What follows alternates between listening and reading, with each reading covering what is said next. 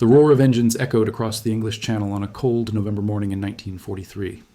Flight Lieutenant James Hartley gripped the control stick of his Spitfire Mark IX, his breath forming small clouds in the freezing cockpit despite his leather flight jacket.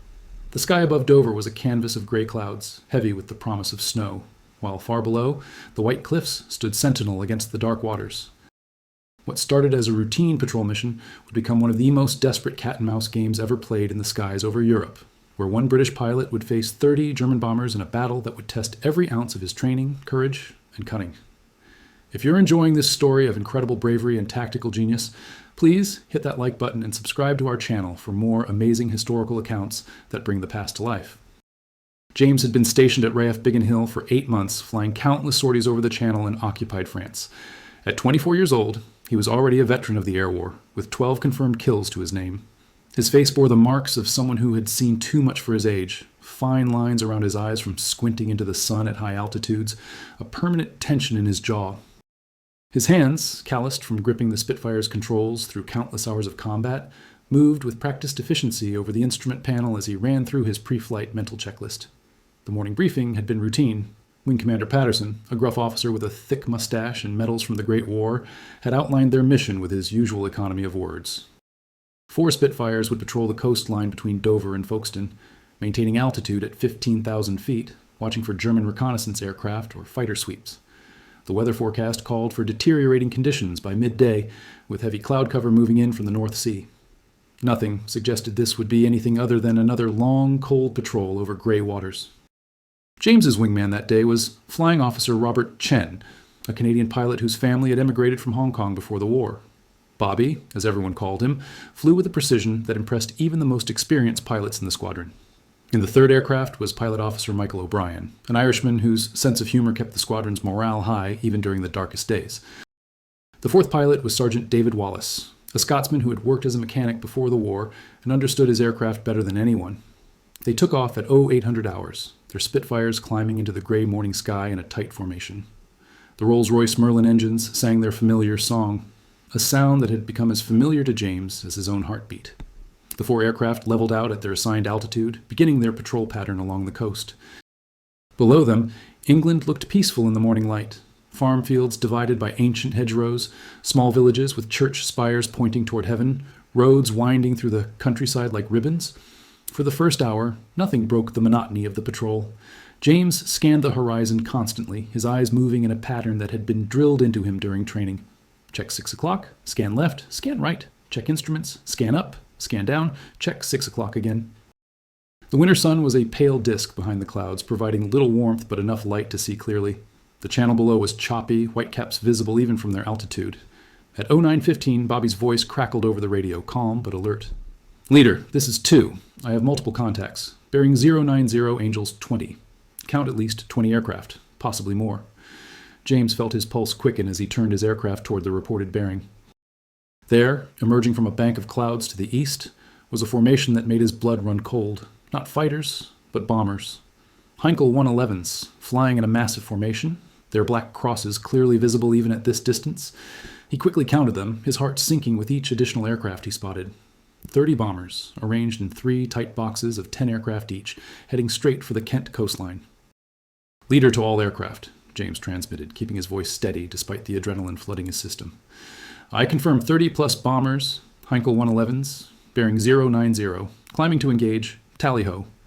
He pushed the throttle forward, feeling the Spitfire respond instantly, the Merlin engine's pitch rising as they climbed to intercept. The 4 British fighters were hopelessly outnumbered. Each Heinkel had 3 machine gun positions, meaning they faced 90 guns against their own 8. The mathematics of the situation were brutally simple and utterly terrifying. Wing Commander Patterson's voice came through clearly, though James could hear the strain beneath the professional tone. "Red Leader, this is Control. Be advised, no other squadrons available for immediate support. Weather is closing in fast. Reinforcements minimum 20 minutes out. Your orders are to harass the formation, disrupt their bombing run if possible, but do not, repeat, do not engage in close combat. Keep them occupied until help arrives." James acknowledged the order, but his mind was already racing through possibilities. 20 minutes was an eternity. In 20 minutes, those bombers could unload their payloads on Dover, on Folkestone, on any number of towns along the coast. Each Heinkel could carry 2,000 kilograms of bombs, 60,000 kilograms of high explosives and incendiaries, He thought of the civilians below, families having breakfast, children walking to school, old men reading newspapers in cafes. 20 minutes might as well be 20 hours. The 4 Spitfires climbed to meet the formation, and as they drew closer, James could make out more details. The Heinkels were flying in a textbook formation, maintaining tight discipline. He could see the gunners in their positions, could imagine them tracking the approaching fighters, fingers on triggers. The lead bomber was slightly ahead, its glass nose glinting in the weak sunlight. "All aircraft, this is leader," James transmitted. "We're going to make one pass, head on, try to break up their formation. Fire discipline, short bursts, watch your ammunition, on my mark."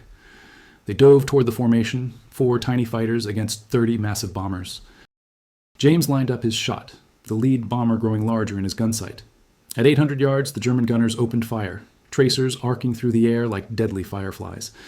At 600 yards, James pressed the firing button, feeling his Spitfire shudder as 8 machine guns unleashed their fury. Spent casings rained into the cockpit collection bag, the smell of cordite filling the air. The head-on pass lasted only seconds, but it felt like an eternity compressed into heartbeats. James saw his rounds striking the lead bomber, sparks flying from its fuselage, but it maintained formation. Then he was through, pulling up hard, the G-forces pressing him into his seat.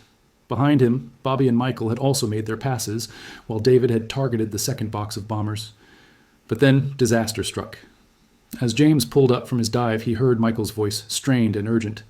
"Leader, this is 3. I'm hit. Engine running rough, losing oil pressure." James craned his neck, searching for Michael's aircraft. He spotted it trailing a thin stream of white smoke falling out of formation. The Irish pilot's voice came again, calmer now, but with an underlying tension. "Leader, I'm heading for home. Engine won't make it much longer. Sorry, James." "Understood 3. Good luck." James watched as Michael's Spitfire turned toward the coast, losing altitude slowly. That left 3 fighters. They made 2 more passes, trying to disrupt the formation, but the German pilots held steady. These were experienced crews, veterans who had flown missions over Poland, France, and Russia. They knew that breaking formation meant vulnerability, so they maintained their tight boxes, trusting in their numbers and firepower. Then the second catastrophe struck. David's voice came over the radio, tight with pain. "Leader, Sergeant Wallace here. Took hits in the radiator and cockpit. Instrument panels shot to pieces. I'm leaking coolant fast. Have to break off." James felt a sick weight in his stomach. "Are you hit, David? Are you injured?" "Took a round in the shoulder, sir. Not too bad, but the aircraft's done for. Making for Manston Airfield." "Roger that. Get yourself home safe." Now there were 2 Spitfires against 30 bombers. James looked over at Bobby's aircraft, flying in perfect formation with his own. The Canadian pilot gave him a thumbs up, but James could see the tension in his posture, even from a distance. The bombers were now over the coast, beginning their bombing run approach. Below, James could see Dover clearly, the harbor packed with vessels, the town spreading out from the waterfront. In minutes, those bombers would release their payloads, and dozens, maybe hundreds of people would die. James made a decision that went against every order he had received, against every tactical principle he had been taught.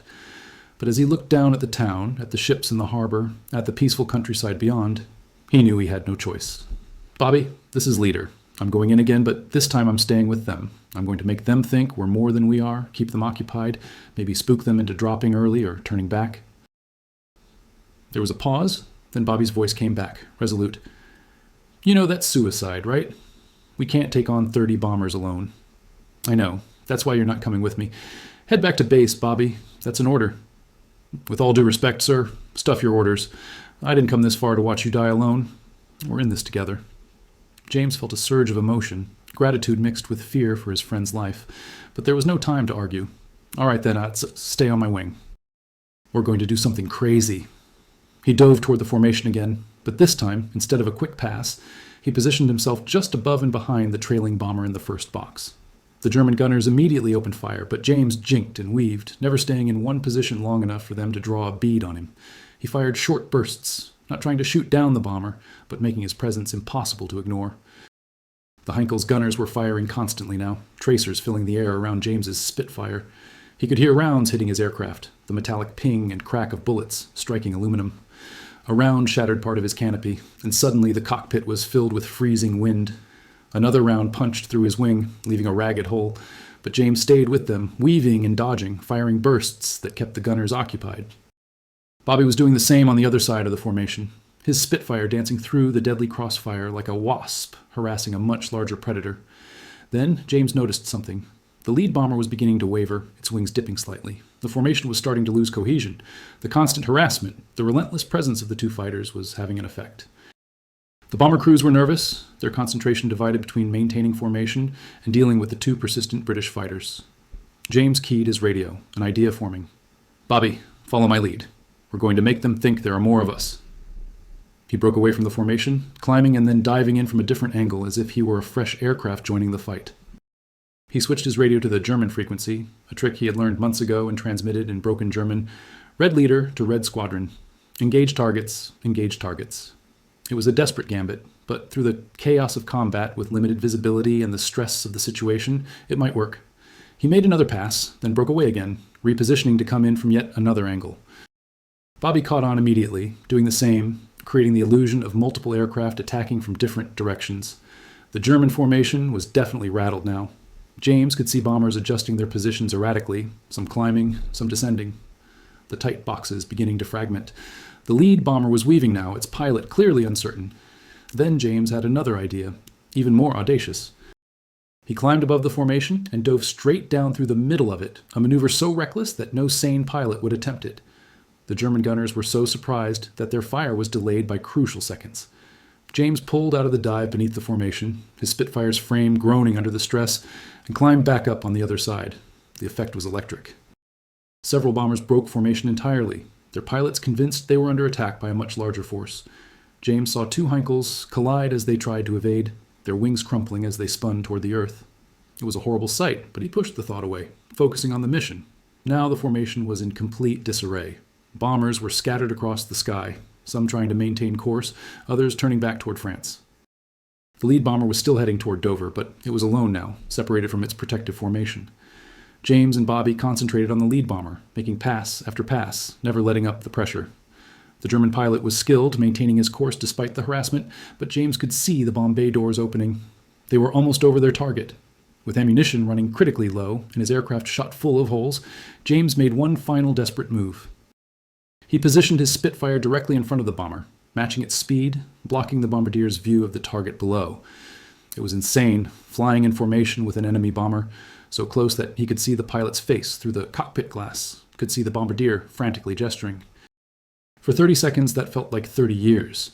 James held that position, his hands steady on the controls despite the buffeting from the bomber's prop wash, despite the terror clawing at his chest, despite knowing that at any moment the gunners could cut him to pieces. He could see the pilot's eyes, wide with a mixture of fear and respect, could see the man's mouth moving as he shouted something to his crew. Then, suddenly, the Heinkel banked sharply, turning away from Dover. The bombardier, unable to acquire his target with a Spitfire blocking his view, had convinced the pilot to abort the run. James watched as the bomber released its payload early, the bombs falling harmlessly into the channel, sending up massive columns of water, but harming no one. The remaining bombers, seeing their lead aircraft turn back, followed suit. Some dropped their bombs into the sea, others held onto them as they fled back toward France. The raid was broken. The mission a failure for the Germans. As the last bomber disappeared into the clouds, James finally allowed himself to breathe. His hands were shaking now, the adrenaline beginning to ebb. He looked over at Bobby's aircraft, seeing that it was in even worse shape than his own, trailing smoke from the engine cowling. "Bobby, you all right?" "Been better, sir. Engine's running hot, lost most of my coolant. Think I can make it back, though.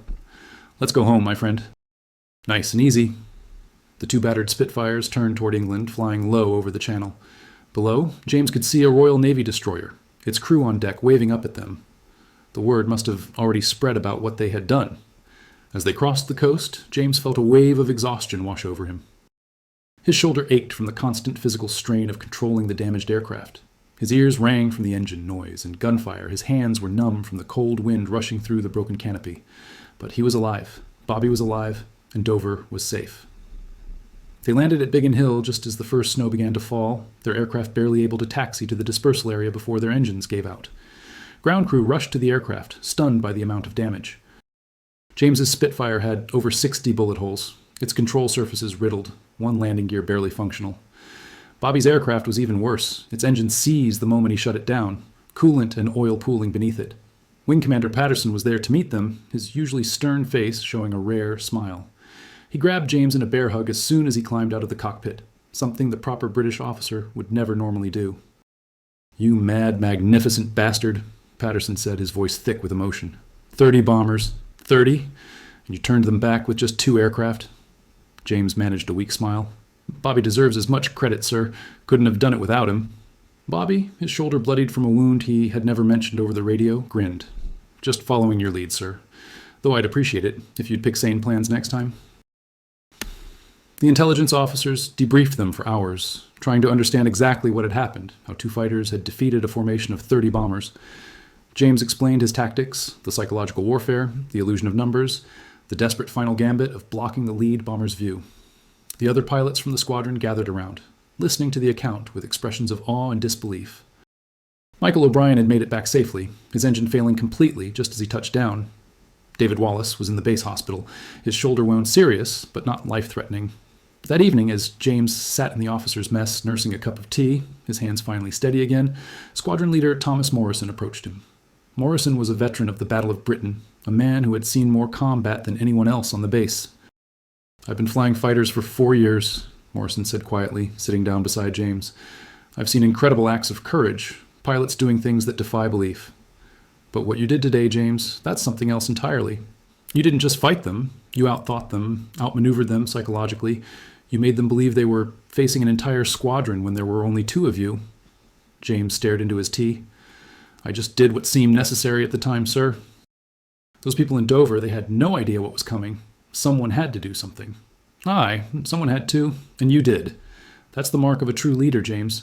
Not just following orders, but knowing when the situation demands you write new ones." Over the following days, as James recovered from the physical and mental strain of the mission, the full picture emerged. Of the 30 bombers that had set out that morning, only 17 made it back to their base in occupied France. 2 had collided during the chaos. 8 had been damaged so severely by the constant attacks that they crashed on the return flight or were unable to land safely. 3 had been forced to ditch in the channel, their crews picked up by German rescue boats. The German high command was furious. They had planned a devastating raid on Dover, hoping to disrupt the port facilities and damage British morale. Instead, they had lost nearly half their formation, dropped no bombs on target, and been turned back by a force they believed to be at least a dozen fighters. British intelligence intercepted German communications, analyzing the raid. The Luftwaffe pilots reported being attacked by at least 10 to 15 Spitfires, using coordinated tactics and fighting with what they described as fanatical determination. The myth of the Dover raid grew in German circles, becoming a cautionary tale about British air defenses. James was awarded the Distinguished Flying Cross for his actions that day.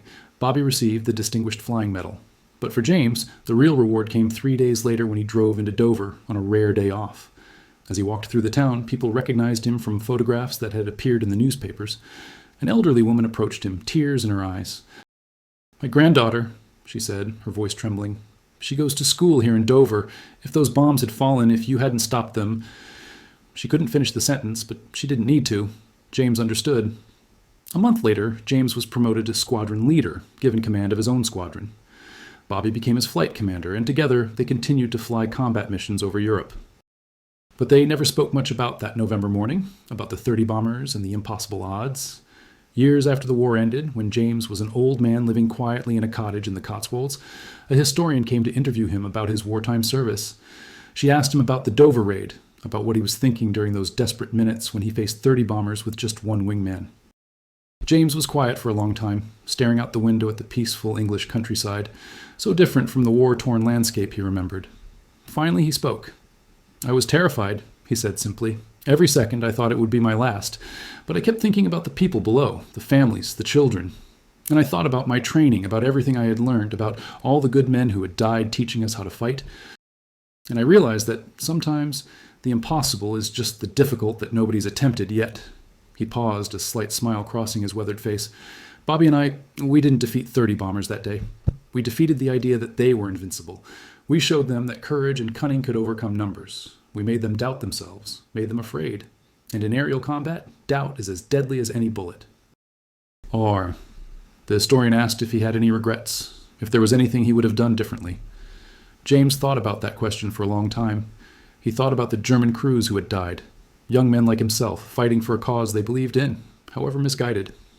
He thought about his own crew members who hadn't made it through the war, about the endless cycle of violence and death that had consumed so many years of his life. "I regret that it was necessary," he said finally. I regret that we lived in a time when young men had to climb into machines and try to kill each other in the sky. But I don't regret what we did that day. Those bombers were coming to kill civilians, to destroy homes and lives. Stopping them was the right thing to do, the only thing to do. He died peacefully in his sleep 5 years later at the age of 83. At his funeral, attended by what remained of his old squadron, Bobby Chen, now an old man himself, stood to speak. "James Hartley was the bravest man I ever knew," Bobby said, his voice still carrying traces of his Canadian accent. Not because he was fearless, but because he was terrified and did what needed doing anyway. On that November morning in 1943, when we faced those 30 bombers, I saw a young man transform into something more than human. He became an idea, a symbol of what one person can accomplish when they refuse to accept defeat. Bobby paused, wiping his eyes. "We flew together for 3 years after that day. We survived when so many others didn't. And every time we climbed into our aircraft, every time we faced the enemy, I knew that if James was leading, we had a chance. Not because he was the best pilot, though he was very good, not because he was the best shot, though his gunnery was excellent, but because he understood something fundamental about combat, about life itself. He understood that victory isn't about being stronger or having more resources. It's about refusing to give up, about finding a way when there seems to be no way, about making your enemy believe you're 10 times stronger than you actually are. That's what he did that day, and that's what he taught all of us who flew with him." The ceremony ended with a flyover by the Royal Air Force, 4 modern jets screaming across the sky in missing man formation, a tribute to a pilot from a different era, a different kind of war. But the lessons James Hartley taught that November day about courage, creativity, and the refusal to accept the impossible remained as relevant as ever. In Dover, there's a small memorial near the harbor, a bronze plaque mounted on a stone wall. It reads simply, "In memory of Flight Lieutenant James Hartley and Flying Officer Robert Chen, who, on November 12, 1943, defended this town against overwhelming odds. Their courage saved countless lives." Every year on that date, a small ceremony is held there, attended by fewer and fewer people as the years pass and memories fade. But the story endures, passed down through generations of pilots, taught at military academies, studied by historians. The day 2 Spitfires turned back 30 bombers. The day 1 young pilot's refusal to accept defeat changed the course of a battle, saved a town, and proved that sometimes the impossible is just waiting for someone brave enough to attempt it.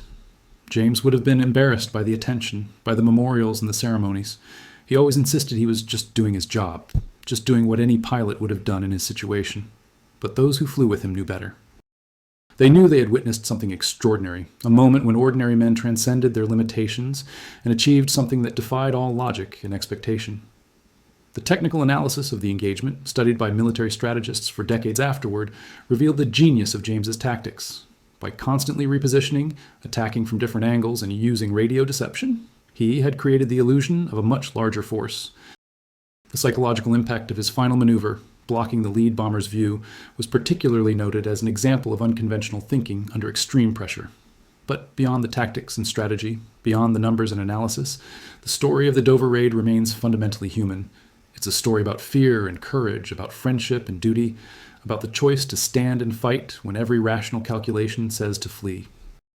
It's about understanding that sometimes the greatest weapon isn't the gun in your hand, but the determination in your heart and the creativity in your mind. James Hartley flew his Spitfire into legend that cold November morning, and in doing so, he left a legacy that extends far beyond military history. He showed that one person, armed with courage and conviction, can make a difference against overwhelming odds. He proved that the human spirit, when pushed to its limits, can achieve things that seem impossible. And perhaps, most importantly, he saved lives. The families in Dover who went about their day unaware of how close they had come to disaster, the children who played in streets that could have been reduced to rubble, the old woman whose granddaughter continued to go to school safely, they were his true legacy. In the end, that's what made James Hartley's story so powerful, so enduring. Not the technical brilliance of his tactics, not the bravery he displayed, though both were remarkable. It was the simple fact that when faced with an impossible choice between safety and duty, between survival and sacrifice, he chose to protect those who could not protect themselves. And in making that choice, he wrote a chapter of history that would inspire generations to come, reminding them that heroes aren't born. They're made in moments of crisis, when ordinary people choose to do extraordinary things. The weeks following the Dover raid brought changes to RAF Biggin Hill. James's tactics were studied extensively by Fighter Command, incorporated into training programs for new pilots. The concept of psychological warfare in aerial combat, of making the enemy doubt their numerical superiority, became a standard part of fighter pilot doctrine. Flight instructors used the Dover raid as a case study, teaching young pilots that ingenuity could be as valuable as firepower. James found himself uncomfortable with the attention. He was a pilot, not a celebrity, and he chafed at the interviews, the photographs, the requests for public appearances. What bothered him most was that the story often focused on him alone, minimizing Bobby's contribution, completely ignoring the sacrifices of Michael and David, who had drawn fire and taken damage, allowing James and Bobby to continue the fight. At his insistence, the official report was amended to emphasize the team effort. He spent an entire afternoon with the intelligence officers, making sure they understood that the mission's success wasn't about one pilot's heroics, but about 4 pilots working together, each playing their part. When Michael returned to duty 2 weeks later, his engine repaired and his confidence restored, James made sure everyone knew that Michael's initial attack had disrupted the formation, creating the conditions for what followed. David Wallace spent 6 weeks recovering from a shoulder wound, and when he returned, James personally recommended him for a commission. The Scottish mechanic turned pilot had proven his worth under fire, and James believed strongly that bravery and skill mattered more than social class or education. The recommendation was approved, and David became Pilot Officer Wallace, eventually rising to flight lieutenant before the war's end. Christmas of 1943 came just weeks after the Dover raid. The squadron celebrated quietly in the officers' mess, the mood subdued by the memory of pilots who wouldn't be joining them. James sat with Bobby, Michael, and David, the 4 of them sharing stories and a bottle of whiskey that Bobby had somehow procured from a contact in London. To absent friends, Bobby raised his glass, and they drank, thinking of the dozens of pilots who had passed through the squadron since the war began, young men who had laughed in this very room before climbing into their Spitfires for the last time. Later that night, as snow fell softly outside, James wrote letters to the families of the German crews who had died during the raid. It was something he had done after every mission where he confirmed a kill, a private ritual that few knew about. He didn't mail the letters, couldn't mail them to enemy territory, but he wrote them anyway, expressing his regret that circumstances had forced them into conflict, acknowledging the humanity of the men he had fought against. Bobby found him one night, surrounded by these unsent letters, and sat down without saying anything. After long silence, he spoke quietly. "I do the same thing. Write to them, I mean. Never told anyone." James looked up, surprised. "Well, why do you do it?" "Because they're not just targets in a gun sight. They're men with families, with lives they wanted to live. Writing the letters reminds me of that. Keeps me human." Bobby paused. "Does that make sense?" "Perfect sense," James replied. "Sometimes I worry that if we don't hold on to our humanity, we'll become the very thing we're fighting against." The war continued, relentless and brutal. James and his squadron flew mission after mission, escorting bombers deep into German territory, engaging enemy fighters over France and the Low Countries, supporting the preparations for what everyone knew would be an eventual invasion of occupied Europe. In February of 1944, James led a sweep over northern France, 12 Spitfires hunting for enemy fighters. They encountered a formation of Focke-Wulf 190 fighters, and in the swirling dogfight that followed, James found himself in a one-on-one duel with a German pilot of exceptional skill. For 5 minutes they chased each other through the sky, each trying to gain the advantage, each anticipating the other's moves. Finally, James got a clear shot and fired, seeing his rounds strike the enemy fighter's engine. The Focke-Wulf began trailing smoke, losing altitude, and James watched as the pilot successfully bailed out, his parachute opening cleanly. As James circled the descending parachute, making sure the pilot wasn't going to be attacked while defenseless, he saw the German pilot wave at him, a gesture of respect from one warrior to another. James waggled his wings in response before turning toward home. That brief moment of connection with an enemy pilot affected James deeply. In the midst of total war, there were still rules, still honor, still humanity. That German pilot would sit out the rest of the war in a prisoner camp, but he would live. His family would see him again when peace finally came. In that moment, James understood that victory wasn't just about destroying the enemy, it was about preserving the values you were fighting for. The spring of 1944 brought intense activity as the Allies prepared for D-Day. James's squadron was assigned to support the invasion, flying countless missions over the Normandy beaches, protecting the vulnerable landing craft and ground forces from Luftwaffe attack. On June 6th, James flew 4 missions in a single day, landing only to refuel and rearm before taking off again. He watched from above as thousands of young men stormed the beaches, saw the devastation, the chaos, the incredible bravery of soldiers facing almost certain death. It put his own experiences in perspective. Yes, combat in a Spitfire was dangerous, terrifying even, but at least he had the speed and altitude to evade, to maneuver. Those men on the beaches had nowhere to run, nowhere to hide. They simply had to keep moving forward. In the months that followed the invasion, as the Allies pushed across France toward Germany, James's squadron moved to forward airfields, living in tents, flying from muddy strips carved out of farm fields. The conditions were harsh, but morale remained high. Everyone could sense that the end was in sight, that after years of desperate fighting, victory was finally becoming possible.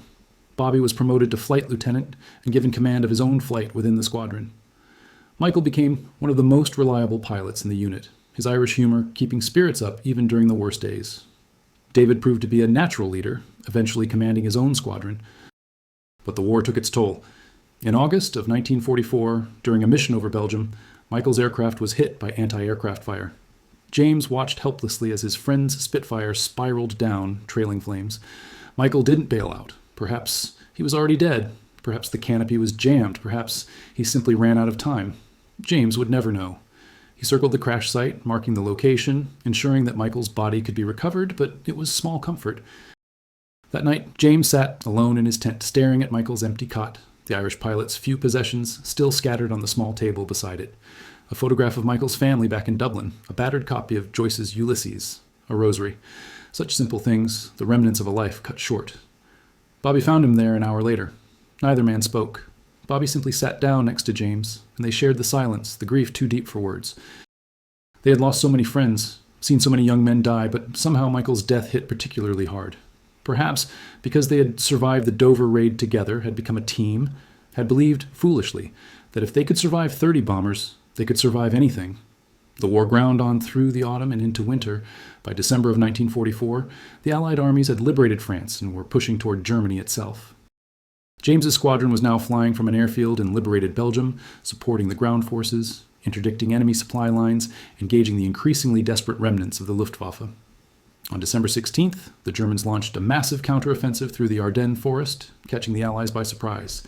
The Battle of the Bulge, as it became known, was Hitler's last desperate gamble to split the Allied armies and recapture the vital port of Antwerp. For weeks, the outcome hung in the balance. James's squadron flew relentlessly during those critical days, often in terrible weather that grounded other units. They attacked German tank columns, strafed supply convoys, engaged enemy fighters whenever they appeared. James himself flew 63 combat missions during the battle, more than any other pilot in fighter command. It was during one of these missions on January 3, 1945, that James had his closest call since the Dover raid. Leading a flight of 8 Spitfires on a tank-busting mission, they were bounced by a formation of German jets, the new Messerschmitt 262s, aircraft so fast that conventional fighters stood little chance against them. James saw the jets diving on them and immediately called for his flight to break. The Spitfires scattered, but 2 were hit in the first pass, exploding in midair. James found himself in a desperate fight for survival, the jet on his tail closing rapidly, its cannons blazing. He threw his Spitfire into a series of violent maneuvers, using every trick he knew, but the jet stayed with him. Then Bobby appeared, diving out of the sun, firing at the jet, even though his slower Spitfire had little chance of hitting the faster aircraft. But the distraction was enough. The German pilot broke off his attack to engage Bobby, and in that moment, James was able to position himself for a shot. As the jet flashed past, James fired, more in hope than expectation, and saw his rounds strike the jet's engine. The German aircraft began trailing smoke and peeled away, heading for friendly territory. After they landed, Bobby and James stood by their aircraft, both shaking from the adrenaline and the realization of how close they had come to death. Bobby lit a cigarette with trembling hands and offered one to James, who took it despite not being a regular smoker. "We're getting too old for this," Bobby said, attempting a smile that didn't quite reach his eyes. "We're 25, James replied. "Exactly, too old." Bobby looked at his Spitfire, counting the new bullet holes. "How much longer do you think this war is left?" "Not long now. Germany's finished. They just don't know it yet. Maybe a few more months." "Oh, I think we'll make it that long?" James didn't answer immediately. The honest answer was that he didn't know. They had survived this long through a combination of skill, luck, and the sacrifices of others. But luck ran out eventually, and they both knew it. "We have to believe we will," James said finally, "because the alternative is unthinkable." The Battle of the Bulge ended with an Allied victory. The German offensive crushed. Hitler's last gamble failed. The Allied armies resumed their advance toward Germany, and by March of 1945 they had crossed the Rhine River. The end was clearly in sight. James's squadron was pulled back from the front lines in April, reassigned to airfield defense duties in England. The Luftwaffe was essentially destroyed, the few remaining German aircraft posing minimal threat. It was strange, after years of constant combat, to fly patrols where the greatest danger was mechanical failure rather than enemy action. On May 8th, 1945, Germany surrendered. The war in Europe was over. James was in the officers' mess at Biggin Hill when the announcement came over the radio. The room erupted in cheers, pilots embracing, some crying openly with relief and joy. But James felt strangely empty. Too many friends were missing from the celebration. Too many chairs empty, too many voices silenced. He walked out of the mess hall, needing air, needing space. Bobby followed him, understanding without words what James was feeling. They walked to the dispersal area, where their Spitfires sat silent in the evening light. James ran his hand along his aircraft's fuselage, feeling the patches where damage had been repaired, the worn paint, the dents and scars of 3 years of combat. "We made it," Bobby said quietly. "Against all odds, we actually made it." James nodded, unable to speak past the lump in his throat. They had made it, but so many hadn't. Michael, David Wallace, who had died during a mission over Germany in March, dozens of others whose names and faces crowded James's memory. "I keep thinking about that morning," Bobby continued. "The Dover raid, facing those 30 bombers. It seems like a lifetime ago now, but it was only 18 months. Feels like we were different people then," James said. "Younger, more naive, maybe. We were 23 years old. Christ, James, we were practically children. Children who learned to kill very efficiently." They stood in silence for a long time, watching the sun set over the airfield, over England, over a continent that was finally at peace. The war was over, but James knew that for him, for Bobby, for all of them who had fought in the skies, the war would never truly end. It would live in their nightmares, in their memories, in the empty spaces left by friends who would never come home. In the years that followed, as James built a new life in peacetime, he often thought about that November morning when he and Bobby had faced 30 bombers with nothing but courage, skill, and determination. The mission had made him famous, earned him medals and recognition, but that wasn't what mattered. What mattered was that they had saved lives, protected the innocent, done their duty when duty seemed impossible. And perhaps that's the real lesson of the Dover raid, the reason the story endures and inspires. It's not about the tactics or the bravery, though both were remarkable. It's about the fundamental truth that when faced with overwhelming odds, when every rational calculation says defeat is certain, human beings can still find a way to prevail. Through courage, through creativity, through sheer refusal to accept the unacceptable, we can achieve the impossible. James Hartley and Bobby Chen proved that on a cold November morning in 1943. Two young men in their Spitfires, facing 30 bombers, refusing to back down, refusing to let innocent people die, refusing to accept that the battle was already lost. They rewrote the rules of what was possible, and in doing so, they left a legacy that continues to inspire anyone who faces their own impossible odds, their own 30 bombers, their own moment when they must choose between safety and sacrifice. The world has changed dramatically since that day. The Spitfires have long since been retired, replaced by jets, then by aircraft that would seem like science fiction to the pilots of World War II. The veterans of that conflict grow fewer with each passing year, their stories fading into history. But some stories, some lessons, remain eternally relevant. The lesson that one person can make a difference. The lesson that courage isn't the absence of fear, but action despite fear. The lesson that creativity and determination can overcome raw power. The lesson that sometimes the impossible is just waiting for someone brave enough to attempt it. These are the truths that James Hartley embodied that November day, and these are the reasons his story continues to matter, continues to inspire, continues to remind us of what human beings are capable of when they refuse to surrender to despair or defeat. In the end, perhaps that's the greatest victory of all, not the tactical success of turning back 30 bombers, but the enduring proof that the human spirit, when tested to its limits, can achieve miracles.